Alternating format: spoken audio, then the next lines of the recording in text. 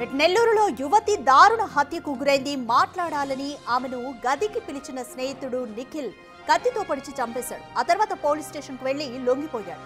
ఘటనా స్థలాన్ని పరిశీలించిన పోలీసులు యువతి మృతదేహాన్ని పోస్ట్ మార్టం కోసం తరలించారు.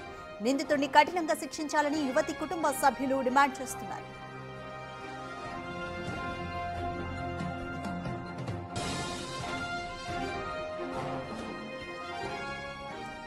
నెల్లూరులో ఒక యువతి దారుణ హత్యకు గురైంది. అయితే ఆమెను మాట్లాడాలని గదికి పిలిచాడు తన స్నేహితుడు నిఖిల్. అయితే స్నేహితుడు నిఖిల్ ఆమెను కత్తితో పొడిచి చంపేశాడు. ఆ తర్వాత డైరెక్ట్గా పోలీస్ స్టేషన్కి వెళ్లి లొంగిపోయాడు. అయితే తర్వాత పోలీసులు ఘటనా స్థలాన్ని పరిశీలించారు. యువతి మృతదేహాన్ని పోస్ట్ మార్టం నిమిత్తం హాస్పిటల్కు తరలించారు. అయితే నిందితుడిని కఠినంగా శిక్షించాలని యువతి కుటుంబ సభ్యులు డిమాండ్ చేస్తున్నారు.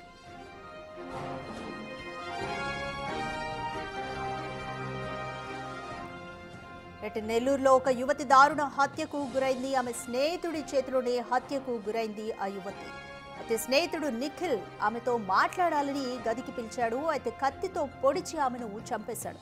ఆ తర్వాత పోలీస్ స్టేషన్కి వెళ్లి డైరెక్ట్గా లొంగిపోయాడు. ఘటనా స్థలానికి చేరుకున్న పోలీసులు కేసు నమోదు చేశారు. అయితే ఘటనా స్థలాన్ని పరిశీలించిన పోలీసులు యువతి మృతదేహాన్ని స్వాధీనం చేసుకుని పోస్ట్ మార్టం నిమిత్తం హాస్పిటల్కు తరలించారు. అయితే నిందితుడిని కఠినంగా శిక్షించాలని యువతి కుటుంబ సభ్యులు డిమాండ్ చేస్తున్నారు. మోర్ డీటెయిల్స్ మా ప్రతినిధి సురేంద్ర అందిస్తారు. రైట్ సురేంద్ర, యువతి స్నేహితుడు నిఖిల్ ఆమెను దారుణంగా కత్తితో పొడిచి చంపేశాడు. కారణాలు ఏమని తెలుస్తున్నాయి? కుటుంబ సభ్యులు ఏమంటున్నారు?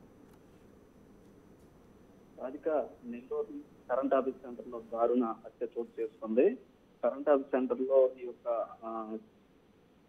బీఫార్మసీ విద్యార్థిని హత్య చేయడం కలకలం రేపుతా ఉంది. అయితే ఈ యొక్క మైథిలి ప్రియ అనే అమ్మాయి ఇటీవలే వెంకటాచలంలోని స్వాతి బీఫార్మసీ కాలేజీలో బీఫార్మసీ పూర్తి చేసింది. అయితే ఇటీవల కాలంలో ఈ నెల 6వ తేదీన మైథిలి ప్రియ బర్త్డే అయితే Nellore. Right, thank you Surendra.